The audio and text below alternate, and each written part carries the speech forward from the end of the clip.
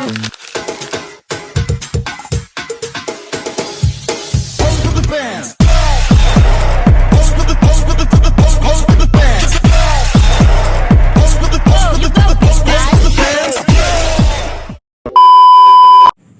di sini kelompok kami ingin menjelaskan tentang tasbih di dalam ilmu balaghah. Yang pertama itu ada pengertiannya. Tasbih itu berasal dari kata syabbaha yusyabbihu syabhan, yang artinya perumpamaan atau penyerupaan. Nah, secara istilah, tasbih ini merupakan menyerupakan sesuatu atau disebut dengan musyabbah dengan sesuatu yang lain atau disebut dengan musyabbah bih dengan menggunakan alat atau disebut dengan adatut tasbih dengan sifat tertentu atau wajah syabah.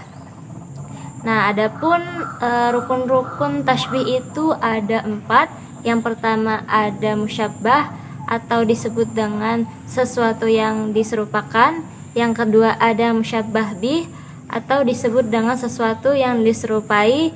Yang ketiga itu ada adatut tasbih yang disebut juga dengan alat atau kata penghubung dalam tasbih, bisa berupa dengan huruf kaf, mislu, yusyabbihu. Terus yang terakhir ada wajah syabah. Wajah syabah ini disebut juga dengan sifat yang menyifati musyabbah bihnya. Nah, dalam fungsi tasbih dalam ilmu balaghah, yaitu tasbih itu tidak hanya berfungsi sebagai hiasan bahasa, tetapi juga memiliki peran penting untuk menyampaikan pesan, khususnya dalam Al-Quran. Adapun penjelasan fungsi tasbih yaitu diantaranya yang pertama menjelaskan dan memperjelas makna. Jadi tasbih itu digunakan untuk menjelaskan makna yang abstrak agar lebih konkret dan juga masuk akal yang didengar oleh manusia. Yang kedua yaitu menguatkan dan menegaskan pesan, di mana dengan perumpamaan ini pesan itu menjadi lebih kuat dan disampaikan menjadi lebih berkesan. Yang ketiga yaitu menambah keindahan bahasa. Tasbih ini dijadikan ungkapan yang lebih indah, lebih fasih dan bernilai estetis. Yang keempat yaitu meningkatkan pengaruh emosional. Yang kelima meninggikan dan merendahkan sesuatu makna, yaitu perumpamaannya digunakan untuk memuliakan sesuatu atau sebaliknya, mencela atau merendahkan secara halus namun bersifat tegas. Yang keenam yaitu menghidupkan imajinasi dan mendekatkan komunikasi. Jadi tasbih ini menghadirkan gambaran yang dimana gambaran visualnya itu lebih kuat sehingga pesan itu terasa lebih dekat dan komunikatif. Lanjut ke pembagian tasbih dalam ilmu balaghah, yaitu yang pertama ditinjau dari ada atau tidaknya alat tasbih. Itu ada 2. Yang pertama itu tasbih mursal, yaitu tasbih yang menyebutkan alat tasbih seperti ka, ka'ana, dan mits. Yang kedua tasbih muakkad, yaitu tasbih yang menyebutkan alat tasbih sehingga maknanya lebih tegas. Terus bagian 2 ditinjau dari ada atau tidaknya wajh syabah. Yang pertama itu ada tasbih mufassal, yaitu tasbih yang menyebutkan sisi persamaan atau bisa disebut wajh syabah. Yang kedua itu tasbih mujmal, ya dimana pengertiannya itu tasbih yang tidak menyebutkan sisi persamaan secara eksplisit. Bagian 3 ada ditinjau dari ada atau tidaknya alat dan wajh syabah, yaitu ada 1 dimana ada tasbih baligh, yang artinya tasbih yang menghilangkan alat tasbih dan wajh syabah sehingga maknanya tuh lebih kuat namun singkat. Nah, bagian 4 ditinjau dari bentuk wajh syabah, yaitu tasbih tamsil, yang artinya tasbih yang wajh syabahnya itu terdiri dari gabungan beberapa sifat.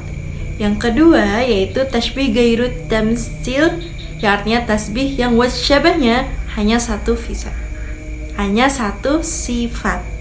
Oke, lanjut. Bagian 5, tasbih di luar kebiasaan. Nah, tasbih maklub yaitu tasbih yang susunannya itu dibalik atau menguatkan musyabbah. Yang kedua ada tasbih dimni, yaitu tasbih yang unsurnya tidak disebutkan secara jelas, tapi ini tuh lebih mudah dipahami. Nah, jadi kan dari pembahasan saya tadi, tasbih itu dapat simpulkan bahwa salah satu usul yang penting dalam ilmu balaghah, yaitu fungsinya sebagai sarana untuk menjelaskan makna, menguatkan pesan, dan memperindah bahasa. Dan selain itu, tasbih juga berperan dalam membangkitkan daya imajinasi dan memberikan pengaruh psikologi. Dari sisi pembagian tadi, tasbih memiliki beberapa bentuk dasar yang dibedakan berdasarkan keberadaan alat tasbih atau yang disebut wajh syabah dan cara penyampaiannya. Pembagian ini menunjukkan bahwa fleksibilitas tasbih dalam menyesuaikan tujuan dan konteks pesan yang ingin disampaikan. Baik, di sini saya akan menjelaskan beberapa contoh dari kalimat tasbih. Itu yang pertama dari Quran surah Al-Baqarah ayat 261. A'udzubillahi minasyaitonirrajim. Masalul ladzina yunfiquna amwalahum fi sabilillah kamasali habbatin ambatat sab'a sanabila fi kulli sumbulatin mi'atu habbah.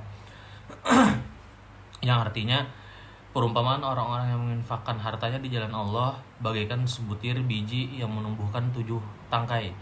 Pada setiap tangkai tersebut ada 100 biji. Allah melipat gandakan pahala bagi siapa yang Dia kehendaki. Jadi saya akan menguraikan unsur-unsur tasbih dari ayat tersebut.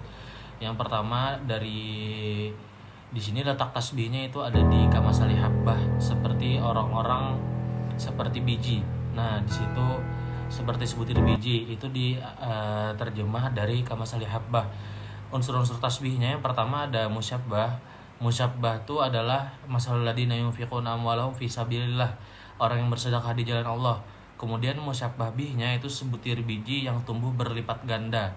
Kemudian ada tasbihnya itu ada huruf kaf, dan wajh syabahnya sama-sama menghasilkan banyak keuntungan. Itu contoh yang pertama. Kemudian di contoh kedua ada di dalam Quran surah Al-Jumu'ah ayat 5. Saya bacakan, masalul ladzina hummulut taurata summa lam yahmiluha kamasalil himar yahmilu asfar. Yang artinya di sini perumpamaan orang-orang yang dipikulkan kepadanya Taurat kemudian mereka tidak mengamalkannya adalah seperti kedelai yang membawa kitab-kitab. Sangat buruk perumpamaan kaum yang mendustakan ayat-ayat Allah. Di sini saya akan menguraikan tasbihnya. Di sini letak tasbihnya pada surah Al-Jumu'ah ayat 5 ini terletak pada kamasalil himar, seperti keledai. Unsur tasbihnya yang pertama ada musyabbahnya. Musyabbahnya yaitu orang yang diberi ilmu tapi tidak mengamalkannya. Kemudian musyabbah bihnya itu keledai yang membawa kitab. Kemudian ada tasbihnya huruf kaf, dan wajh syabahnya sama-sama tidak memahami akan manfaat yang dibawa. Kemudian contoh yang terakhir itu ada dalam Quran surah An-Nur ayat 39. Saya bacakan ayatnya. Walladzina kafaru a'maluhum kasarabim biqi'ah. Nah, di sini letak tasbihnya itu ada di kasarab, seperti fata morgana. Nah, saya akan menjelaskan dulu terjemah ayatnya. Dalam terjemah Quran surah An-Nur tadi, terjemahnya dan orang-orang kafir amal-amal mereka seperti fata morgana di tanah yang datar, yang disangka air oleh orang yang kehausan, tetapi ketika didatanginya tidak didapati apapun. Di sini akan saya uraikan unsur tasbih dari Quran surah An-Nur. Tadi letak tasbihnya di kasarab yang artinya seperti fata morgana, dan unsur tasbihnya musyabbahnya terletak pada kalimat amal orang kafir. Musyabbah bihnya yaitu fata morgana, dan ada tasbihnya itu huruf kaf. Kemudian wajh syabahnya sama-sama terlihat ada, tetapi hakikatnya kosong. Demikian contoh dari tasbih. Dari penjelasan tersebut dapat disimpulkan bahwasanya tasbih merupakan gaya bahasa perumpamaan yang ada di dalam Al-Quran, Dan tasbih juga membuat pesan yang ada di dalam Al-Quran itu lebih mudah dipahami oleh pembaca. Dan dengan tasbih Allah Subhanahu wa taala mengajarkan manusia menggunakan contoh nyata yang ada dalam kehidupan, dan tasbih juga berfungsi sebagai nasihat, peringatan dan pelajaran moral. Yang mana kajian tentang tasbih yang ada dalam Al-Quran itu menunjukkan bahwasannya Al-Quran menggunakan bahasa yang indah dan penuh makna, sehingga ajarannya dapat dipahami oleh semua manusia dan diamalkan dalam kehidupan sehari-hari. Demikian pemaparan video dari kelompok kami. Mohon maaf. Terima kasih. Wassalamualaikum warahmatullahi wabarakatuh.